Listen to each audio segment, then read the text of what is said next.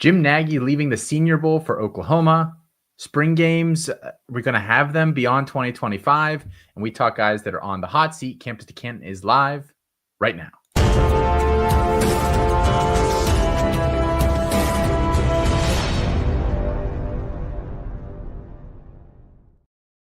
That's Mike Vallerie, and I am Austin Nace, Campus to Canton, live here with you. Before we hop into the show here, guys, if you're joining us here on the YouTube channel, why don't you give this video a like? And if you haven't subscribed for some reason, I mean, what are we waiting for? February 26, 2025, you've had long enough. Hit that subscribe button, turn notifications on so you know when we're going live at any given time. And while you're at it, head on over to campus2canton.com. We've got a lot of stuff going on over there. Freshman Supplemental Guide drops this weekend. Articles, the tools, the data, all of that stuff. You can check it out over there. Mike, this is your second time on C2C Live in 3 weeks. I mean, we're going to start calling you a recurring character on here, I think, at this point. I'm just moving and shaking for those founder shares. You know how it is in the background. And we also were on Back to Debbie too. So 2 shows in 1 week. I might be making an appearance on Balling with My Bestie. You guys might have to stay tuned to find that one out. Oh man, I'm gonna have to tune in for that now. Look at you. See, and you were saying that Felix is the master promoter. You're dressed out here dropping little teasers. You gotta tune in. You gotta do this. Just clickbaiting it. That's how it is in the real world. It's our generation knows it. Back to Debbie this week. I listened to it today. Came out this morning. You guys talked combine and everything that's going to be coming with that. Mm-hmm. Exciting stuff. I enjoyed your lines. I have a twist maybe for the game for next year. Okay. Well, I would enjoy to hear it. Instead of setting the lines, I think you guys should both, leading up to the show, have like your list of players. You all have to just give a time that you think they're going to run in the 40. You give them to like a neutral third person just to make sure we lock it all in. Then you talk about them on the show, and whoever ends up being closest, that's who wins without going over. We could do that. I think that could be fun. That could be fun. I don't know. Just a twist, because the lines dropped today. They did right after you guys said, the lines are probably going to drop here right after we do the show, and they did, unfortunately. They always do.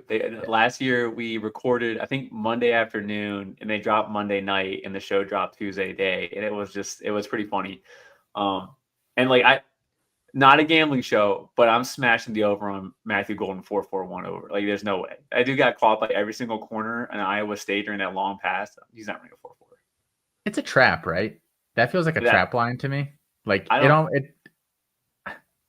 because I agree with you. He looks like a 4.5 guy, like at best, like 4.48, 4.5. Yeah, 4.48, 4.47. We think there's 1 or 2 of those guys every year. I forget who it was. I don't know if it was last year, 2 years ago. They put just like an absurd line on somebody, and I was like, this dude's not even gonna. This guy's gonna run like 0.2 slower than that, and I think they ended up going faster. And it just like blew my mind. Mitchell, we thought was gonna be a 4.5 guy. He ran like a 4.3. And then on the other side, I remember Keon Coleman was supposed to be a low 4.4, and he went like 4.61. Yeah, there are some guys every year. Pickens was a big one too. I think that ran way faster than everyone thought he was going to. Yeah. So. It's tough to say, but go check out this week's Back to Debbie. Speaking of things that you have done recently, Mike, you were just down at the Senior Bowl and you put up a ton of great clips on Twitter. You did some interviews here on the YouTube channel, all of that good stuff. You've been on shows talking about it.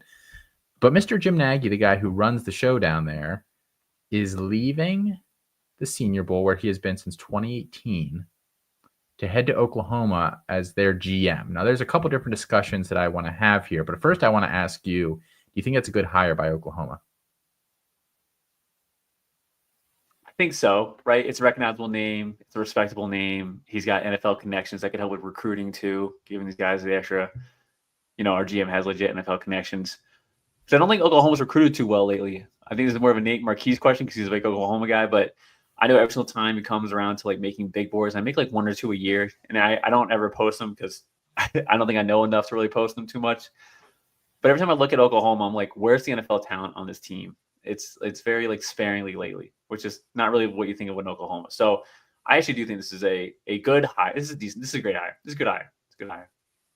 Yeah, I don't think they've recruited great. I know Venables is a really good developer of defensive talent. So they do take some of these low 4-star guys and have them playing pretty well. Offensively, they've been awful recruiting over the past few years. The offensive line's a mess. The quarterback position, I think, is Jackson Arnold left. The backups aren't any good. The receivers are a mess. I think we kind of like the running backs, but I guess because of the offensive line, that just is an issue that's been on its own. Yeah. It's funny, some of the CFF guys were talking about this today, and Nate specifically was asking because he's an Oklahoma fan and he wasn't really that familiar with Jim Nagy, and he was kind of saying, like, what's the lowdown on him and everything? Why does everyone seem to hate this? And I said, it's really interesting because I think a lot of the kind of purported like ball knower accounts like on social media that are kind of on the periphery of NFL circles hate Jim Nagy. Okay. Like they hate Jim Nagy. And I get it because he is. We're trying to keep the show PG. He's kind of a jerk. 100%. 100%. He is.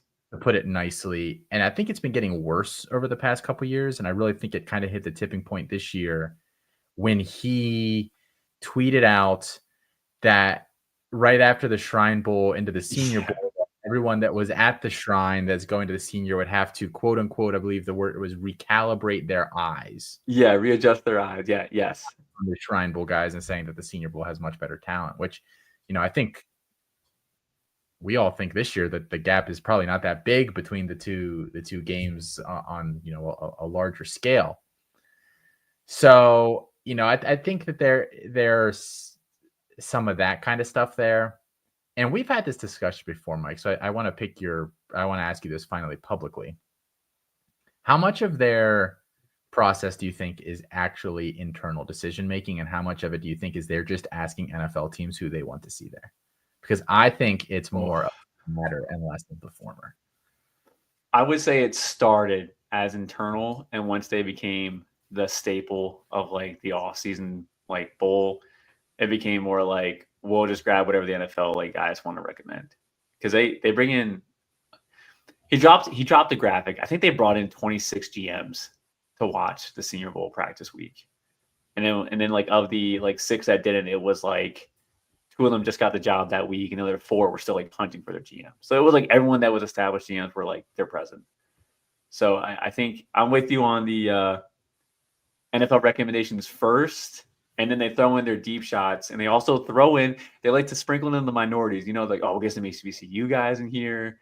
We'll get like two or three FCS guys in here. Like they try to like spread it out to like, be all inclusive and get that publicity as well. I thought they did a really bad job on the periphery of the roster this year, which is interesting. Like some of the deep wide receivers, especially, I thought they did a really, really bad job on. Some of the running backs. Like specifically for wide receivers. So I kind of want to go into it a little bit. Yeah, like Jalen Lane. And Felton get one too. Like that was weird to me. I'm trying to think what are the other receivers. I can pull up the roster here. There were like 3 or 4 of them. And I was like, these make no sense to me, especially with some of the guys that didn't go. Were all early. Like they were all early invited. Like it wasn't even like late. Yeah. Like we're just trying to fill it in. Like the fill-in guys were like Chimera DK, which me and Corey have been big Elijah Badger fans for forever. So once I saw DK, I was like, that's it. Like I can't keep the fandom up anymore if we got Chimera DK getting the invite in here. Yeah, DK is not a draftable prospect, like just straight up.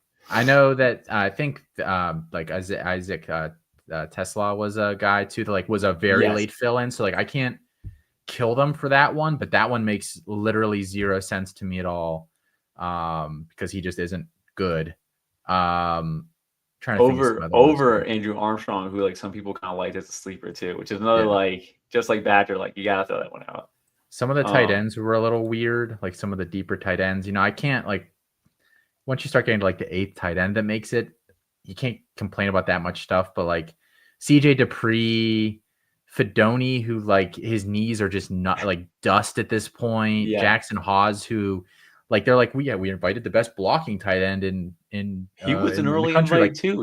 Who cares? Like who cares if there's a blocking tight end when you're not really blocking at the Senior Bowl? Like nobody's going balls to the wall at the Senior Bowl. I don't understand some of the decisions that were made here. And then the running backs, I think they more or less nailed it. Like probably the best group they've had in years. Probably the best group. Yeah, I don't know who else they would have snagged. I mean, because Genty didn't want to do it. I'm sure they probably asked him, and like I think anybody that didn't go just like straight up probably didn't want to go. So I don't know. It's just, and some of the quarterbacks were weird this year too. Like they invited that dude from the CFL. Like that one reeks to me of like the NFL wanted to see this guy in this setting, and so they invited him.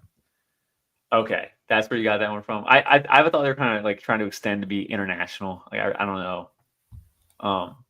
The running backs though, it was interesting. Like last year's like UDFA's were like Cody Schrager, which made sense to invite him. Dejon Edwards, I don't know. Michael Wiley didn't make sense to me to invite him. And Imani Bailey, like those are all weird. Yeah. This year, like, there's no guys on the list that like are obvious undrafted guys to me. No, they're great. They're great. And then they always got to bring in the FCS running back. So Marcus Yarns was like, that's your token FCS running back every year. We gotta get one. Exactly. So yeah, I mean, I don't know. Just it felt weird to me this year. But yeah, I mean, this is a lot different than running the Senior Bowl, though, right? I do want to. One more thing in the Senior Bowl, I want to give Jim Nagy just a little bit of an excuse here. He did tweet, like, remember in the summer, he was like, this senior class is lackluster, like, who's everyone's favorite sleepers, which to me was like engagement for me. But I was like, at least this guy is aware that, like, this class is not great going into the season. And the NFL always, to me, seems a little bit behind until like maybe the halfway through the year. I don't really know. They don't ever feel like they're on pace until like I don't know, late.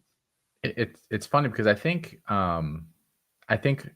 traditionally, and I don't know, I think this is probably changing for some NFL teams. They value last year's tape more. Like a lot of scouts and people within those departments view last year tape more than anything else.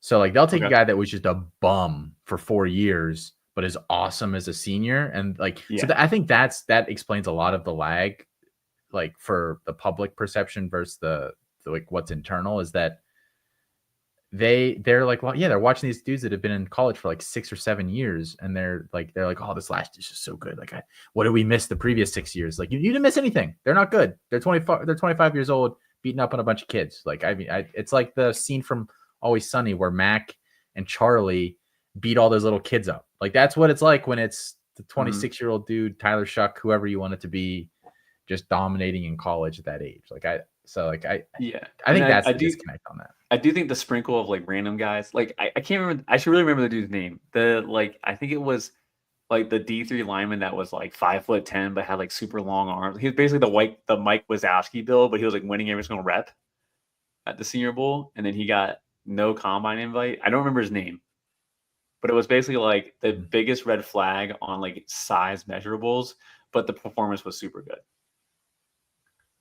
And that guy got the Senior Bowl invite, but not the combine. Yeah, that's a pretty weird thing to get a Senior Bowl invite, not a combine invite. Yeah. Jamal Pritchett was also a Senior Bowl invite, but he didn't get the combine invite. Well, they have to with the South Alabama contract. So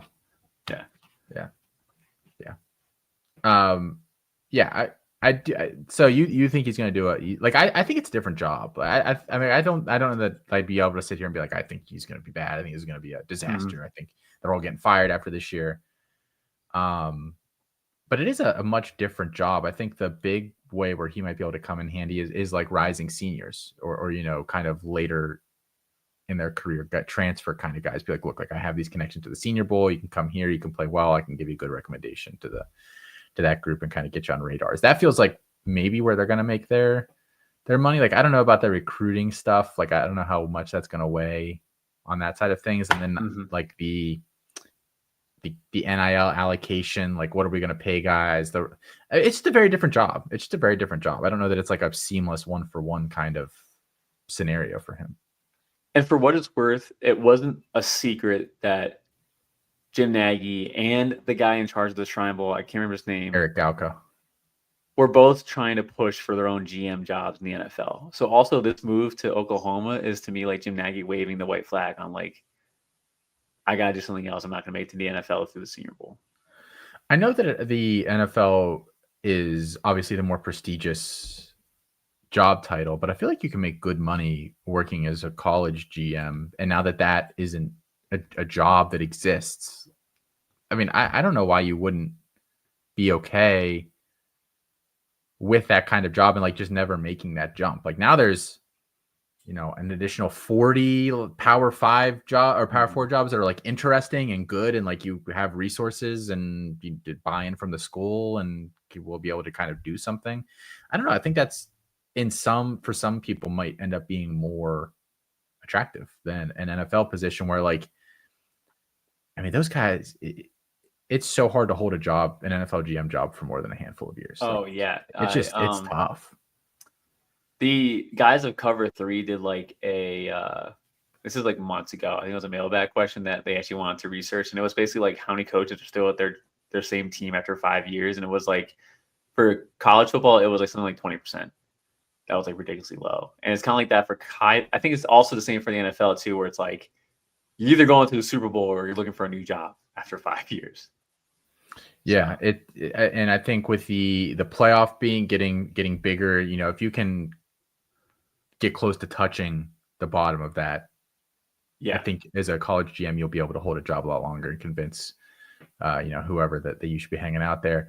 Tristan says, having absolutely waxed Austin twice in CFP 25. I have no idea what he's talking about here for the record. I don't think this happened. He says, I think I'd be a great college GM. I mean, I don't know what he's dreamed up here, but good for him. Maybe he would be. Did you see one of the coaches? I can't remember what coach it was, but someone made a public statement about like they take in all these random like factors in their scouting, including Madden ratings. And I was like, that's ridiculous for a coach to say that. Did somebody say it? Yeah, someone. I'll dig and find it. Someone said it. I want to say like with the Rams. Oh, I know the Jets guy was like looking at it. Maybe it was like getting flamed guy for it. But I don't know. Good. Yeah. I mean, yeah, not ideal there. If you were a college GM, would you look at CFP 25 rankings or ratings? No. And I don't think they're very good. I would look at Chris Brazel, like whatever it was overall going into Tennessee, and I would be like, yeah, I'll pass on any of this. I don't think the CFP 25 rankings were particularly good, but that's also not the allure of the game. It's the GM mode or like the coach mode that, you build the roster. Like, I think that game gets fun after like you're 6 seasons in and none of these dudes actually exist in real life. I don't know that it's, No, because the ratings are all like, it's a little bit of fan fiction too. Like you can't have Domin Edwards on the cover and then say, hey, this is a 60 overall player in real life. Like, you can't. Who do you think is going to be on the cover of 2026, if you had to guess? They'll pick one from Ohio State. Okay, Arch Mann's got to be on it. Jeremiah Smith's going to be on it. I think that's 2 of the 3. Ryan Williams. I can see Ryan Williams. So it's got to be it, right? I could see him. I could see like Nick Singleton. I was going to say Nico. Not that I think he belongs there, but I could see them throwing him up there. Who? Nico Imalieva. Yeah, I could see that. I saw Chris K was saying he thought maybe Jeremiah Love. That's a good one. I can see that. Yeah, I could totally see that. I'm just like kind of like scrolling through my rankings to see if there's anybody else. Too, I mean, I think those feel like the obvious ones. Like it feels like DJ Lagway is like a year away from potentially doing that. Sam Levitt could be an interesting one. He had the a good year last year with ASU. He'd be like in the background when they're in the tunnel, but he'd be one of those. Oh, like the 30 names around him. Yeah. Yeah, you only see like 3 of the letters on the back of his shirt, and you're like, that's Sam Levitt in the back. That's my guy. They can't put any freshmen on there. 0% chance that happens. Somebody said Salter, LOL. Somebody said Dylan Raiola is the 3rd one. That's interesting because obviously there are a lot of Nebraska fans, so you'd be hoping to bring in some of those. I just don't know that they were successful enough last year. I think that was kind of the big thing with the guys they put on last year. I will say the only 2 options for running back is definitely Singleton and Jeremiah Love. There's probably yeah. And there's not a lot of quarterbacks either, unless you want to get like real deep. I mean, could Drew Aller be on it? Could there be a Penn State guy? It would shock me if a Penn State guy is a 3rd guy. Yeah, I could. It has to be like recognizable for school programs. Like they're not going to throw some small town, no name. Giovanni Lopez for the cover of CFP 26. He's with me. I signed a petition. Aiden Child ain't going to make it, So yeah. I think those are kind of maybe some of the. Could they do it? Any of the Army or Navy guys? No, 0% chance. I keep staring at Garrett Nussmeier. You think? Could see that. Big program, fairly successful year. Yeah, maybe. His dad just got it. Carson Beck's not making on there, right? He's not making on there. I don't think so. No. Okay. Did you see Nussmeier's dad, by the way? We're like totally off topic. We have 2 other actual topics to cover here. Nussmeier's dad just got a new job. He was the QB coach or something with the Cowboys, and now he's with the Saints. Oh. Some speculation, early speculation that, you know. They just announced they're keeping Derek Carr. They're going to absorb Garrett Nussmeier next year, maybe? I don't know. It's a cheap deal. Yeah. I mean, it almost worked out with the Cowboys in Deuce Vaughn. Yeah. They actually wasted a draft pick on him too, didn't they? A fifth. I think it was a 5th-round pick. Yeah. Like, I know that's not like, you know, day 2 or anything, but that's wild. They did that. The Patriots, I would trust the Patriots with my 5th-round pick any day of the week. So I wasted in a Patriots fan eyes, you know? So I can't say too. The Steelers will do something similar, but they'll draft like brothers. They draft a lot of brothers. At one point, we had 2 Watts, 2 Edmonds, both the Haywards, both of the Herbigs. We've had like a bunch of brothers over the past few years on the roster. And then obviously Joey Porter Jr., whose dad played most of his career there. So yeah, the Steelers are big on that too. I can't say too much about it. But all right. Topic number 2 here for tonight, Mike. I already forget what it was. Spring games. Yes. We were talking a few weeks ago because Nebraska came out and said, you know, we're not having a spring game this year. We're going to cancel it, blah, blah, blah, blah, blah. And then some other schools have followed suit. I know Texas has said that they're not having one this year. And somebody else has too. Alabama said something. I think you're right. And USC is another one. So, and that's just, you know, that's as of like 5 days ago. I haven't, Nebraska, Texas, USC, Missouri, Florida State, Bama's having some sort of different thing. So yeah, I mean, there's a bunch of schools here that are canceling these games. I don't know. I mean, how much of it do you believe that like their players are getting poached, and how much of it is just these coaches' self-importance and trying to fool themselves into thinking that like people are gonna figure out what we're doing if we're doing this publicly, you know? I think it feels like more of that to me. Yeah, I think it's more of they don't want to like show their hand even like a little bit. And then I know some of them are canceling, but like promising to do something else, like vaguely, you know, like, oh, we're still gonna do something, and we just don't know what that something is.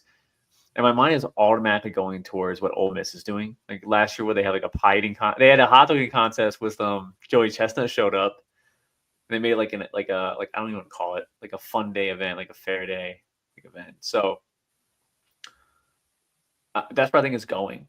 But at the same time, like, you know, I texted you like, do we even care? And like, you're in a broader band of college football. Like, I really do just care about Devi. I think I got the least amount of information out of spring games last year than I have so far. Did you also feel the same way? Probably. I mean, I think we always have to be careful about trying to take away too much from spring games. Yeah.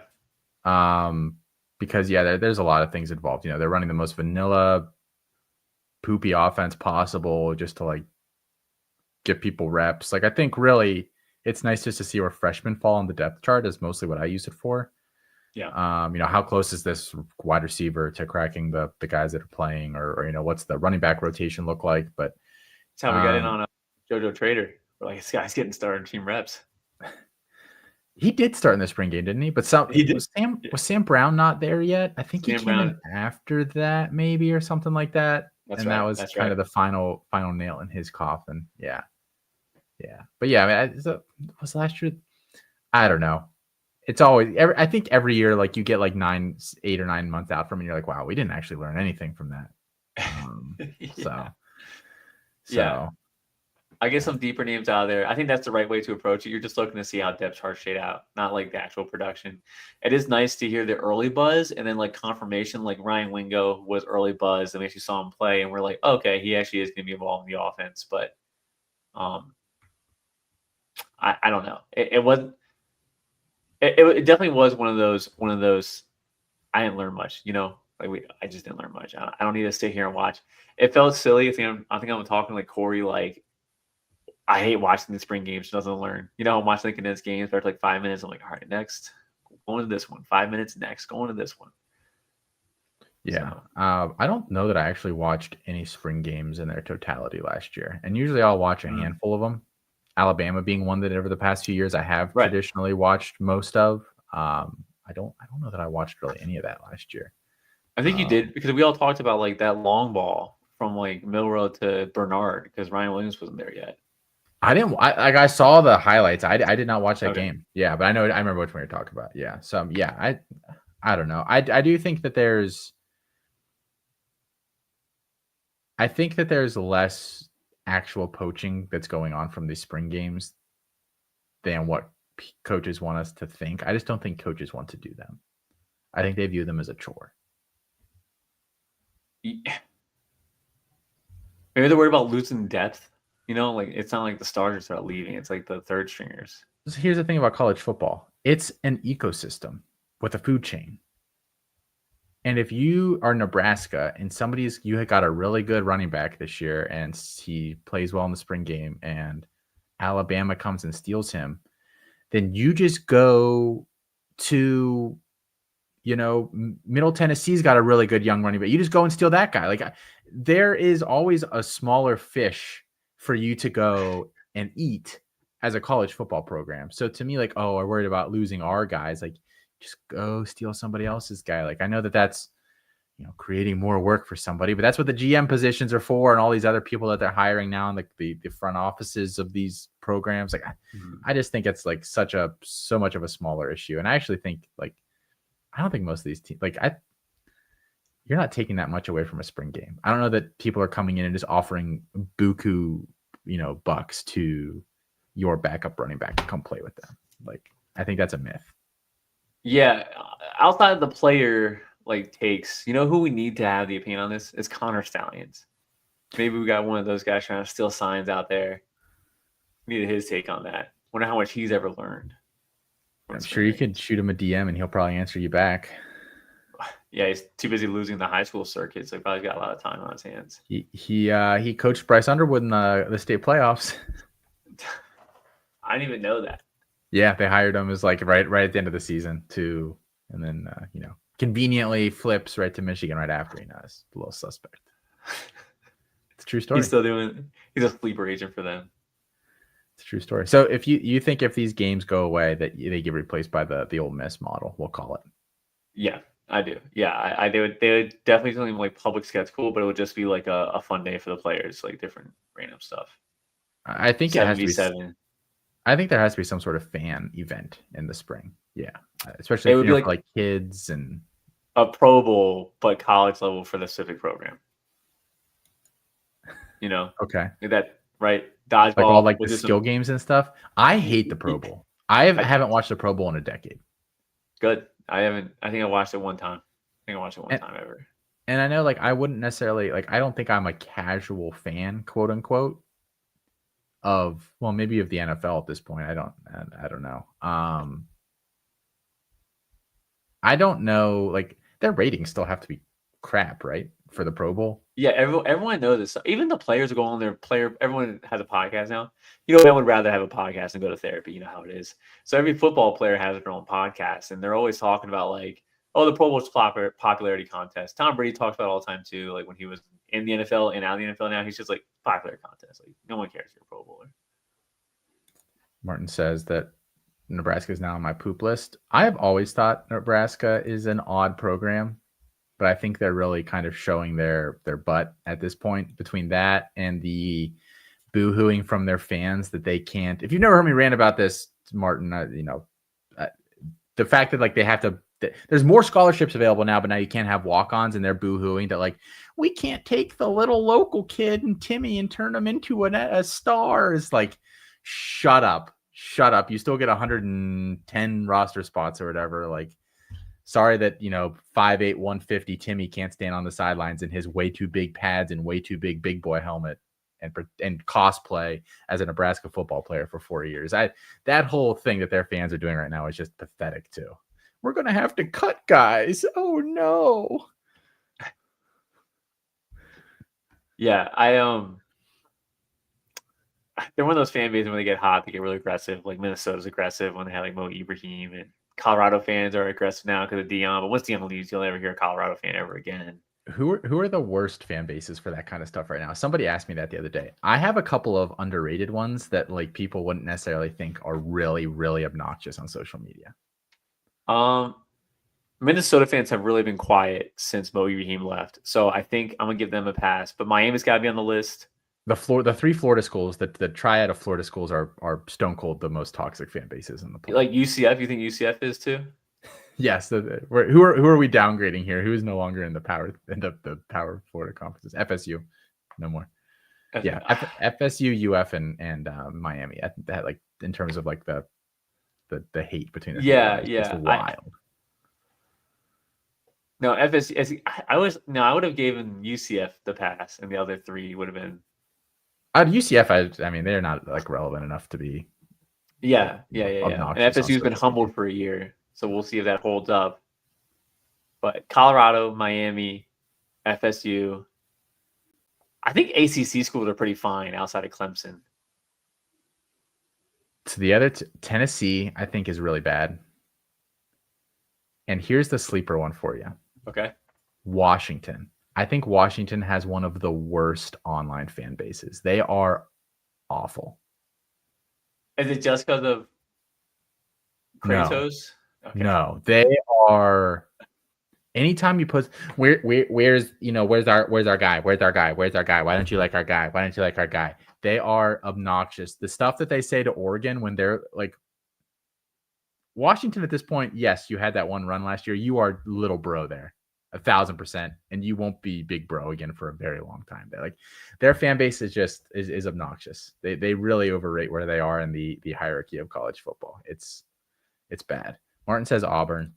I'm not in the South. I don't know. I don't see like quite enough of Auburn fans being bad, them or Bama. But I hear Bama's like terrible down there. So I mean, I'll believe it. But yeah, I really don't. I'm trying to think about like the other Power 5 conference. The Pac-12, when they were the Pac-12, there's always like people are sleeping on the Pac-12, and it's like we're not. Their defenders are like 100 pounds less than the SEC and less athletic. Like they're terrible. But I don't know. Washington's a good one though. Yeah, they're my least favorite. Anytime I see Washington fans, I've got so many Washington fans muted, like just straight up on social media. I don't see any of your posts, people. Sorry, you can keep messaging me. I don't care. Yeah. All right. Good. All right. Players on the hot seat. That's what we're gonna bring it home with here. Okay. Tonight. Yes. People always talk coaches, but I thought it'd be fun to talk some players that are on the hot seat. And this could be you could take this two different ways. You can talk about internally on their own roster, they might lose their spot. They might lose their snaps. You can talk about they're kind of on their last legs with us. If they don't do something soon, we're not going to care anymore. So I think we've each got a few names here. We can just kind of talk back and forth and, see what conversation comes of this, Mike. Every single running back not named Nick Singleton. No, sorry. Every running back not named Jeremiah Love and Caden Durham is on the hot seat. Okay. Like for us. Yeah, let me go down the list here. Nick Singleton. We've been saying for years, super athletic. No one doubts that. Is he becoming a better runner? No. And here we are entering year 4. So we're going to keep saying the same stuff. Our RB1 pre-show, we're talking about Nick Singleton. Not that I hate that, but like, man, this RB1 compared to past year's RB1's not great. And it's like, Darius Taylor can't stay healthy. Justice Haynes, haven't seen anything from him yet. Mekhi Hughes, like G5 to P5. I don't really know about that. Anybody in Oklahoma? Super wide open. All the freshmen, we don't like them that much. Like it's, yeah, that's like my top 15. I just ran through them all right there. Jamaria Miller. You're not wrong. It's a lot of replaceable assets in college right now. CJ Baxter, how is he going to come back from his ACL tear? And we didn't even think his freshman year was that good, which you've been talking about lately too. So we don't need to like rehash it. And then, yeah. Every running back. I mean, my RB like 13 right now. I haven't added the freshman running backs in yet, but there won't be that many ranked high. My RB 13 right now is Desmond Reed. Desmond Reed has literally 0 NFL chance at all in my C2C rankings, and he's that high because The running back position right now is terrible. It's terrible. Any guys on like their own rosters that you think could be losing touches this year? That are maybe even guys that are ranked high. I mean, Baxter, I think, is a clear one. He's a guy that I'm kind of circling. I think Jonah Coleman is a big one at Washington. Yeah. Joyner. You know me, I've been a notorious Ruben Owens hater. Looks like I've been right so far. You have been. Like, Lev Moss is still there. So are you guys going to start preaching to give up on the Ruben Owens stream, or? Lev Moss is going to be hurt going into the season, though, right? That's the only thing that I think gives Owens a chance here again. Because otherwise, I am with you. But Moss, did he blow out his knee at the end of the year? It was late. Or something. Like, I don't know that he'll be back healthy, ready to go at the beginning of the season. So that gives Owens some more life. I do think. Because behind them, they don't really have too many running backs on that roster that are particularly experienced or interesting. So, but I mean, that's a good one.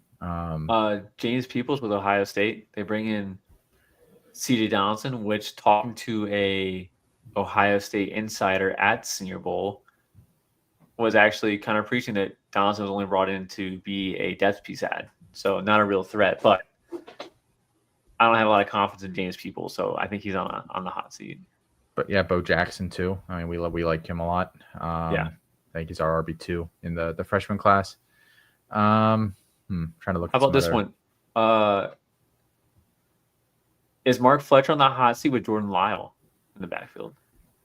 I mean, I think that's more of a thunder and lightning type deal. I think they'll both get touches because they're very different backs. But yeah, I mean, I don't think it's just going to be 300 touches for Fletcher this year. I don't think that would be a smart move regardless, but I don't think he's that dude. But yeah. Do you think Wisner seeds touches this year? I know we kind of split the backfield last year, so it's not like he was a bell cow.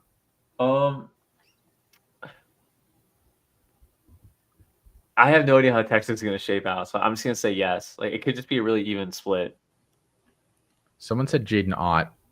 I'm really high on Jaden Ott, and it's like in my rankings, and it's not because I love Jaden Ott. It's because, again, there is a severe lack of quality running back options in college right now. I don't know. I mean, he was injured last year. I'm kind of giving him a pass for last year. I don't know. Martin, what do you think on that? What do you think on that, Mike? Are they loading up? No, they're going to be worse this year. Sorry. Are we projecting? I'll go back to loading up word later. Are we projecting Jaron Seguatelli to be the true freshman starting? Are we? Is that what we're expecting? I don't think he starts game one. Okay. I don't think he starts game one. It's like a team where multiple games this year though. It's a team where I assume that the blanket game plan for defense will just be let's load up the box, no matter what. There's no weapons there. Devin Brown, bro. You're not a Devin Brown believer anymore? No. Come on. No. When did you get off the train, Mike? When Will Howard came over. That's when I knew. When they paid someone else to replace him is when I knew. He was burning ships. He was burning the boats. No, he's done. Any quarterbacks you think are in danger of losing their jobs this year? At least, moderately high-profile ones? People are drafting Taven St. Clair above Julian Sayin in a lot of our mock drafts that I've seen, not all. And if you're doing that, then you assume that Taven's going to take over from Julian Sayin in sometime in the next 2 years, right? Maybe not out the gate, but if you're drafting above that, you're saying that he's going to take over. What's your take on that? Because I give a heavy preference to the veteran. I usually lean veteran. I will say, I think that St. Clair is probably he's not Deuce Knight. He's not a 98th percentile athlete that just is gonna but he is more toolsy than Sayin. I think he probably moves around a little bit better than Sayin does. I think he has a better arm than Julian Sayin does. I might have a better arm than Julian Sayin does. So that's not saying that much. But he definitely has a little more to him. I keep going back and forth on what where I should rank Sayin and what I should do with Sayin because the staff Ohio State is one of those staffs that I do think generally you'll hear people say behind closed doors the people at Ohio State are saying X, and usually I find that to be pretty accurate. Okay. And people are saying that's why I kind of have Quincy Porter ranked so high this year in the freshman wide receiver class. I'm like, people keep saying like they love Quincy Porter. They're going to get Quincy Porter involved early. Like they don't have a third guy there, or a fourth guy or whatever, so he could be involved. So I'm like sort of hanging on to saying because of those reports, because they keep saying the staff there like saying. But I truly think that he has a bottom percentile arm. I don't know what we have him in our database as, but he looked embarrassing in the spring game, and then he looked embarrassing against Tennessee in that playoff game. So the true reason why they're not giving spring games anymore is to hide Julian Sayin. This is Julian Sayin. The Julian Sayin lobby is very, very strong in this country. Yes, we need someone to investigate that. So I wouldn't. I like what I've said on I think on Campus Life a couple of times. Like I would not take the first Ohio State quarterback off the board if I was drafting. And if I felt like it was late enough where then one went and then I was on the clock and the other one was sitting there, I would probably just take them just to have them. But that would have to be like the 4th or 5th round at least. Like I wouldn't do it before then. So I don't know. Do you think they also don't bench quarterbacks there really, or haven't in the past? Like, do you remember who started out poorly? Was it Stroud's first couple of games weren't very good? I think so, because I think Matt Bruno was super confident with Common Core at that point. People were really calling for him to be benched, and then he bounced back. I don't think Sayin is Stroud either. Ohio State fans see one bad throw, and the pitchforks come out right away. They're so spoiled with quarterback play. So, just saying, I believe it, but I'm saying like it's like one bad throw, one bad play, and they're like, you got to bench Will Howard. Devin Brown's got to go in there. Yeah. So I don't know. Someone says Marcel Reed here. I mean, the thing is, there's nothing behind Marcel Reed. You like Miles O'Neal. You want to talk about Miles O'Neal. This is a plant. Mike, you planted this guy in the audience to say this. Go ahead. No, I just I think our recruiting team likes to focus a lot on athletic traits, and I think that's the right process. But I just think that every time draft cycle, there's always a pocket passing taken high in the NFL draft. It's not maybe like the number one like prototype for quarterback anymore, but there's certainly like tons of teams that like that prototype. So like last year was Michael Penix, this year it's gonna be Shedeur Sanders. So I always like to elevate what I think is like the best pocket passer. So like Taven St. Clair, I think I was the only one that had him as like borderline, like a tier 1 type of player. That's because I think Taven St. Clair was the best pocket passer in the group. Not a lot of competition this year though for that. But back to Miles O'Neal, I thought he was a really good pocket passer, and we have Colin Klein here and young pass catchers that are kind of some upside to him. That's it. There's been no news though of Miles O'Neal to my recollection since probably since the preseason. I haven't nothing in season. No, just nothing. We need to do a wellness check on Miles O'Neal. Does it make you feel worse in retrospect that a kid came into his high school this year and broke all of his records and like he isn't good?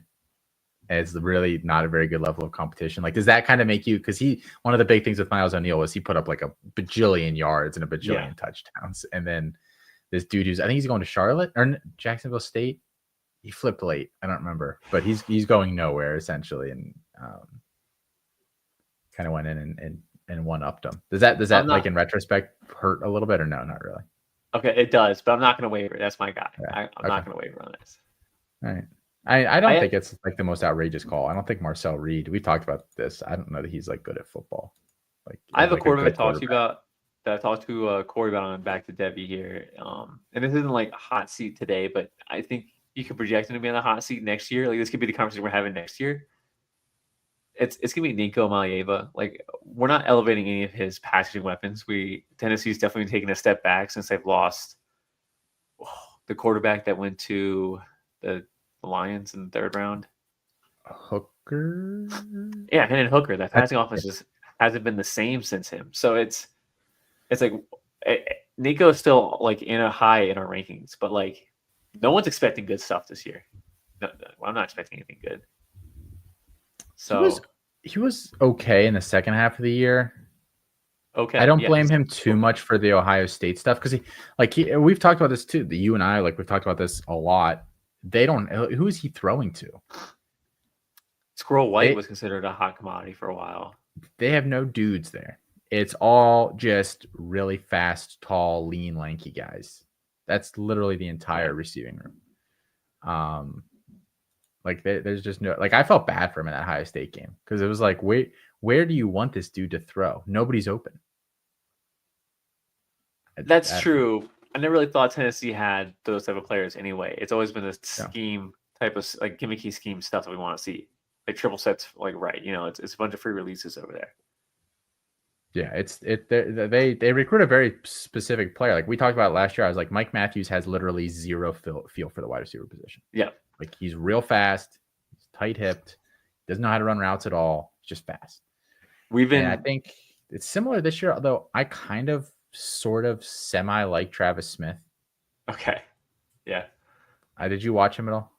I did, but the way my Debbie mind works is if he's not in my top 10, I probably wouldn't even touch him in a draft. That's fair. He's got kind of a weird profile, but he's crazy athletic. And I went in to watch him a second time late in the cycle because I was like, I think I have some other guys I want to jump over him, but let me just rewatch him here and confirm it.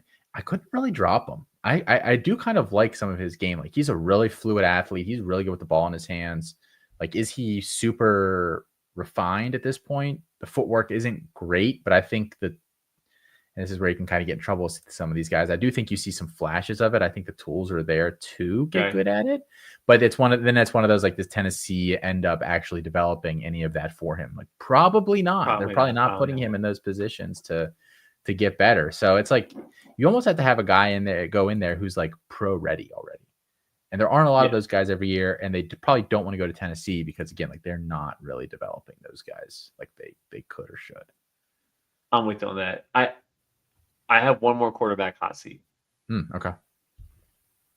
It's Jaden Maiava on the hot seat. Who's behind him? I'm going to throw Hussein Longstreet here. Yeah. Jaden Maiava has like one start. How many starts? What's his? Now he started like 4 games or something in the year. But wasn't even like touchdowns, interceptions type of stat line? I don't know because he had a couple of big touchdown games. I know the Notre Dame game he threw like 2 pick sixes, and I think he might have had more interceptions even than that. Yeah, he ended with the last 2 games combined 7 touchdowns, 5 interceptions. He also ran for a bunch of touchdowns, but I don't know that that's super sticky for him. I think he ran for like 7 touchdowns last year or something. He's 4. Okay. He's not a big rusher though. Like I wouldn't necessarily project him to do that again this year. Like he can move, but he's not like a pure rusher. So yeah, 3 fumbles too. So I don't know. Maybe it's one of those things where they're not having a good year and they're coming towards the end and they're like, he's not elevating the offense. Let's just throw a new guy in there and acclimate him early. One of those type of things. Yeah, I guess I could see it. I could see Longstreet starting like a game. I don't know that he would start more than that. I'm just trying to go down my list of players to see if there's anybody else that I can. Less than 60% completion percentage the last 3 weeks of the year too. So 3 of his 4 starts. Not great. No.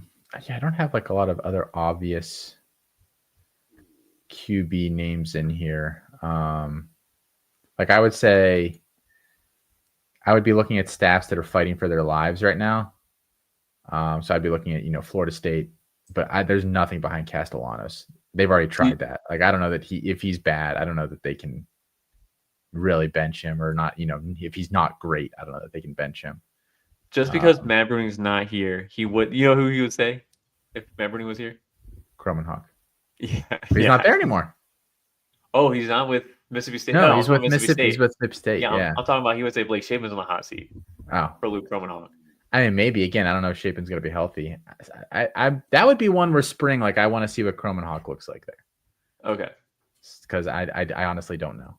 I saw a thing the other day that was like, it was a chart and it was charting. The one axis was like the ability, like the pressure to sack rate essentially, and then the other one was yardage lost, I believe, to sacks or something like that. Yeah. And I saw that chart. So like the top right was bad on this graph. Like it was like you had a really high pressure to sack ratio and you were losing just a ton of yardage every time. and it was like real concentrated. And then there was a couple of dots out, and then Luke Kromenhoek is like way on the right hand side. I was like, oh boy, like he was getting sacked at like a 35% rate on pressures, and he was just losing a ton of yardage every single time. I was like, oh boy, that's not a great spot to be on the graph. I remember Shadur was pretty bad too. I think it was like What? 9 sack yards per sack, like 9 Who? yards. Shadur Sanders. Yeah. Yeah. And I will, again, as I have done for the past couple of years, give Shador some slight pass on some of the sack stuff, because there were a lot of times where he was running for a long time, and which is sometimes his fault, sometimes not. And then also that line was just so bad at times that it was just like, I don't know what you expect a pocket guy to do behind it. So like I said, I have somewhat given him a pass on some of the sack stuff. Not fully, but 10-15% of it, I take the burden off of him. Is Austin Mack on the hot seat, starter for Alabama? He is on the hot seat for keeping a scholarship at Alabama, probably. Yeah. I actually have a name here for you, Mike, real quick. I don't have any other hot seat names per se, but I want to ask you about a player. Have you watched Sawyer Robertson at all from Baylor? Yeah, I have. I brought him up the court. There was one day I dedicated a couple hours in the afternoon to like find my Devi sleeper QB, and I like circled the 2 names of like Sawyer Robinson, which is not a hot take, and the other name I tried to look into was I think it was Ryan Brown is his name, the dude from Purdue that transferred over to UNC. Ooh, he's bad. I remember like if someone were to ask you like what was the best game of the year last year, if I wasn't getting cute and saying some sort of like staple like game that everyone watched, I would have said the Purdue versus Illinois game.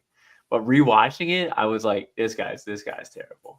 This was all scheme. He did that one game, and then after that, he was like unplayable. Like you couldn't even roll him out there. He had bad. 12 yards of passing in the first half. And the second half is when they were like, we gotta let this guy throw. Yeah. And then it was like rolling to the right with all the receivers running like crossers to the right, so they're cutting off half the field for reads. And so like a flea flicker was in there. They broke out every single trick play, and they hit every single trick play in that game. It was a really rewatchable game, but for like Devi, it was like, this guy's not it. I can't do it. I remember watching. I think they played Oregon the game after that, and it was on like Friday night or something. And I was like, I was just doing stuff. I'll try to turn on games while I'm doing something else. And I was like, yeah, Ryan Brown. Let's see what this dude's got. And Oregon just took him to the woodshed. Like the whole. I watched the first half of that game. I think it was like 28-0 or something at the half. I was like, I'm not watching any more of this. He was so bad. I was like, oh boy, I think we had some beginner's luck last week. What did you think of Sawyer Robertson? Anything that he throws a lot of ducks, like quite a few. Like the arm is just not there. It's a pretty bad arm for a player of his size and build. It was like, this arm's not good. Do you think it's mechanical, or do you think he just doesn't have a good arm? Probably both. Probably both. That's a bummer. I've been wanting to watch him a little bit, because he was pretty interesting down the stretch last year. Yeah, Baylor was watchable this year, and no one would have said that preseason. No one would have said that preseason. And they were terrible to start the season, and then they had that absolute pants crapping against Colorado, and then they're like a week or two after that they woke up. I don't know, they had one of the weirder seasons last year. Who did they beat and they weren't supposed to? I think was it Kansas State? I can't remember. I probably watched that one. Might have been. They were good down the stretch. They were scaring people. Yeah, they were. West Virginia killed them. Anyway, I know your co-host likes Bryson Washington quite a bit. I do think he's pretty good. I've got him. Where do I have him in my rankings? Like 29th right now. That probably might be a little short. I still have to watch him. I know the numbers are pretty awesome. I have to still watch him. I've fallen for a Baylor running back in the past recently too, so they're also like on my list of like, can't get too into it. You can't get too deep into Baylor names. Yeah, that's fair. But with the perceived talent at that school and their their record, the coaching staff kind of gets it done there a lot. Like way I just want to get them the roses. The coaching staff gets it done. Well, it's funny because I thought Especially after that Colorado game, I was like, if I was the AD of that school, I would not let that coach on that plane. Or where, and if it was at Baylor, like he's not going to the locker room. Like, yeah, no, sorry, you're done, buddy. That was probably the most egregious outside of Cristobal. Was it Cristobal who didn't want to kneel the ball at the end of the game? They tried to run that play and they fumbled it and then they lost. Yeah, was it like Georgia Tech or something? Yes, Besides that, I think it was the most egregious example of a coach just absolutely losing a game that they had no business losing at the end for like over the past decade. It was really, really bad. So kudos to him for rebounding after that. Yeah, he crushed against BYU the next week. Yeah. All right. Well, I think that's going to do it for tonight's show. We had Kirk Herbstreit here, but we ran out of time. We'll get him rescheduled next week. Again, make sure you're heading over to campustocanton.com, checking out everything that we have over there. For Mike Vallerie, from Austin Nace, good night and good luck. Do you want to do an after show? We could. Absolutely, we could. Let's do an after show. What do you want to talk about? Let me show everybody my dog real quick. Yeah. Bandit. Want to go outside? Yeah, he does. That's his after party. Get him out of the room. Did you just say I'm going to take you outside and then you just let him go? No, I'm making him wait at the door because my wife is going to probably get him. Poor guy. He realizes it's a trick. He's like, all right, it's got to waste my time. I fell for it again. Yeah.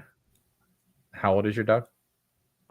He's 4 years. So we adopted 2 dogs here. We actually adopted him during the Afghan mission because I was gone ridiculous hours when I was still in the army. So I kind of adopted him to keep my wife entertained. But he's a desert dog, which is so funny because we don't live in the desert anymore, obviously. So like when we brought him here, like he wouldn't poop on the grass. Like he was like, "What is this?" He was weird on my touch. What is touching my butt right now? You know.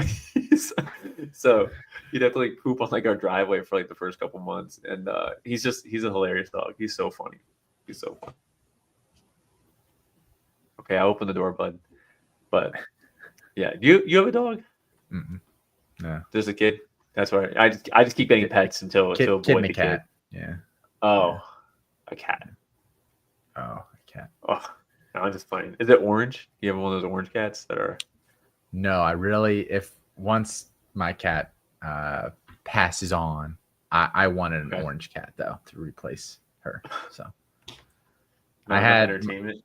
I've had 2 cats. The first one I had was it was half Siamese. It was cool. It would like talk to you and like have a conversation, and it would fetch, and it loved like if you left the bathroom door even slightly ajar and you were in the shower, it would literally like push the door open and get in the shower with you. It like loved water. Weirdest cat ever. Great cat. And then just like dropped over dead one day. It was like 5. We just like came home and it was dead. And then, but I've had my current cat Misty for like 14 years. She's an old lady at this point. But. Nice. Yeah. Also, our desert dog does not mess with water. No. Like if it rains, he open the back door. He'll like he won't even take a step back. He just like turns. He just stares. And he's like, "Are you serious? You being for real right now?" Poor guy. So he's pretty funny. Yeah, we don't no dogs. I don't really like dogs, which I have been told is a red flag. But, yeah, massive. Who doesn't love man's best friend? That's what I've been told. They're too needy. Wow. So I don't want that. You say that, but like my dog used to like scream and pop a boner when I come home. My wife doesn't do that. She doesn't. Do I want that? Yeah. You want to feel loved, dude. You want to feel like my wife's not peeing herself out of excitement to see me. Yeah. Well, my wife does, so I don't need a dog. Yeah, she does. That's why you have kids. Yeah, when I come home, I got a standing ovation today when I walked in the door. So that's wow. That's what kids are for. She does it like real sarcastic. She'll like I walk in the door after work and she's like she's like, well, look who decided to show up for dinner tonight. The hardest working man that I know, and you're the only guy she knows. I train my dog that anytime you put your hand out, like he'll do like an exaggerated like hand slap in it. So I'll roast my wife, and then I'll just be like, "We got her, buddy. Put her there." And he's just like, "Yeah, we got her." So it's great. It's great. Nice. Best thing we ever taught him. So what should we talk about for our after party here tonight? I don't know.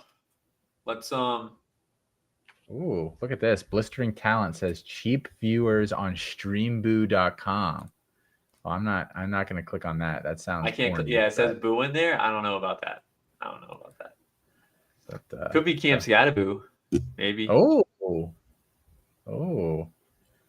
You know that now you're talking. How good of a prospect do you think Scataboo is? I think he's a backup level running back. I don't get this hype that everyone has. I guess box score stuff.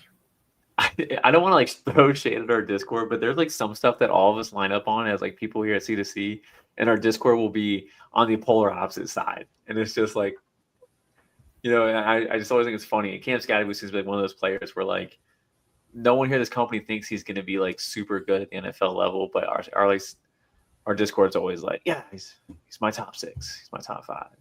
You know, not that I want to like. I like Devin Neal. I have Devin Neal RB2. Nobody has Devin Neal probably even higher than RB5. So like I have my own takes too. So I don't want to like diss people's Devin Neal takes. RB2. Yeah, I do. I'll defend this. That feels wild to me. I'd rather have Travion and Caleb Johnson for sure. Do you think Travion even gets like 10 like rushing attempts down the middle, like in the NFL? Like, do you think he gets the volume? Because he seems to be in the mold of like he has to be super efficient to be relevant, like one of those type of players. I think he'll be a 14 to 16 touch guy in the NFL, and they're like high quality touches. Yeah, I think he'll like. I don't think he's going to be a fantasy star, but I think he'll be pretty good. And in a class like this one, I'll take the guy that can take a 2-yard pass and turn it into an 80-yard touchdown, because there's literally nobody else in the class that can do that. So okay, yeah, I like. I'll give a little teaser here for you guys, the audience members here. Austin's giving me the challenge. He'll have to okay it first though, so maybe I'm just out of whack here. I'm getting the glare now. I've got the beep button ready. All right, what are you saying? I'm gonna try to do a tier list ranking of the prospects, but make it within 5 minutes. Do I even do an intro, or do I just like start like talking like an auctioneer?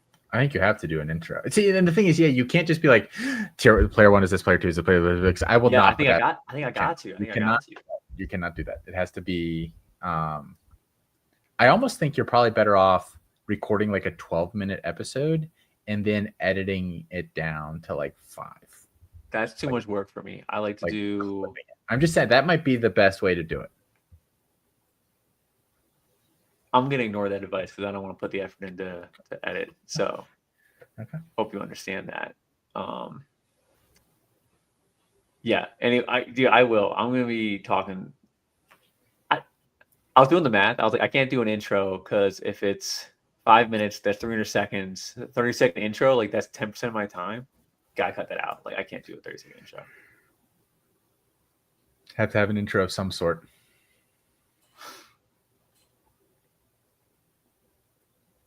Yeah, I mean, this is Mike Vallerie. We're doing tier rankings. All right, tier 1, Ted McMillan, prototypical X. When these guys hit, they're T. Higgins, they're Michael Pittman, they're Cortland Sutton, they're Drake London. Locked in tier 1. Then go on. You know how you could make this work, I think. Okay. So I don't think you can do this as its own standalone video. I think you almost have to start a series where you are like, 5 with Mike, or Mike, some sort of. Okay. And this is just one of the videos, so it makes sense within the context of like Mike is doing his 5-minute video this week, as opposed to like, why is this idiot just talking really fast at me for 5 minutes? Like, I feel like if that's the context of it, I think it's better than just you rattling off a bunch of names as quickly as you can in a 5-minute stretch. Felix, who is a nice guy, always trying to find ways to get me involved. He pitched me this to do. He's like, what if we do a segment called Dirty Mike versus Clean Mike? And Dirty Mike, it sounded like he was doing Prison Mike from The Office, which I know he doesn't watch The Office. So it was so funny. He's like, you got to talk in his voice. It's like, this guy's terrible, blah, blah, blah, blah. And then Clean Mike comes in and he talks like this. And this guy's routes are just super clean. Look at this footwork. Like, Felix would like that. That's really funny, and that is basically what it's like. yeah. And then he's like, you'd have Corey be involved, and I was like, I can't have a short bit with multiple moving pieces. It's got to be something that's like low effort, or I shouldn't say low effort, but low, like not a ton of variables in the background here. Yeah, that's really funny. I didn't know that he had pitched that to you. He's pitched that to me. He's pitched me the whole idea of he's pitched to me 3 separate times throughout 2 years now. I haven't corrected him on this because he's done a lot. It's like, the so-and-so from the Lebtard show, they'll go to like random tailgates and they'll ask people random questions in the tailgate, and it's some girl thing. He's even sent me a clip too in the past, so I know exactly what he's talking about. He wants you to do that. Yeah. I could see you doing that too, actually. I could probably do that. I could. I mean, there's no. You said it's a chick from the Lebtard show? I'm pretty sure, yeah. Is it that was it like Lucy something or something like that? I'm not gonna pretend to say that I listen to that guy's show ever. So. I don't either, but I know that she does Lucy, funny college football stuff on Twitter, and then Levitard hired her after something that she did went viral at some point. Yeah. So yeah, it is the Lucy girl, 100%. Yeah. He's pitched that to me. Yeah. He pitches more stuff to the group and apparently to everybody individually than any of the rest of us do. Like it's not even a competition. He pitches so much more stuff to everybody. It's nice though, because it just means he believes in me, and that's how I take it as, and I appreciate it. Somebody has to be doing it, coming up with fresh ideas all the time and stuff. It used to be me in that project profile channel, but you guys always ignore me. It's selective. We always used to joke. I don't know if you ever heard us talk about this, because Felix pitches so much stuff that he would we have like a group text message that's just me, Mox, Felix, and Matt from old Debbie Debate days. I think the group is still called Debbie Debate. And we, what are we talking about this week? What are some ideas? And Felix he would text us at like 1:30 a.m. some idea. Okay. And we would all hate it. And instead of being just saying we don't like that idea, nah, I don't think so, we would all just ignore it. And so he would send something like 2 days later, I guess nobody liked that idea. We'd be like, no, we did not. Like we just didn't want to be like, I don't know about that. I would rather be told than get ghosted. I'd rather just tell me up front so I don't have to think about it. Let me just move on. I'm a bad person, I guess, for that. It was like a running bit for a while. It was just like, he'd be like silence, crickets. That's funny. But yeah. That's good. Well, I need to get off this because I got the glare. My wife has nailed the glare. Like, she's so good at it. It's very good. All right. Well, thank you for coming on here and for doing an after show with me. It's been a while since we've done one. So yeah. Well, you got another good idea. You guys used to have me run it, and you guys would all just log off, and it was like, what am I doing I stayed on for most of them. Okay. Well, Matt Bruni never would, like 0% shot, and then whatever. They wouldn't stay on. Bruning gets up at like 3:30 a.m. for work, and he lives in Central Time. So he's a machine. He's a machine. Yeah, he is. I don't know how he operates. I've never known anybody who, he just grinds. It's wild. I don't know how he does it, but while we're on the topic of Matt, before I get off, let me ask you one question: Who goes in the draft first, Kyle McCord or Will Howard? I think McCord goes first. All right, I'll see you later. Sorry. All right, that's it. That's it.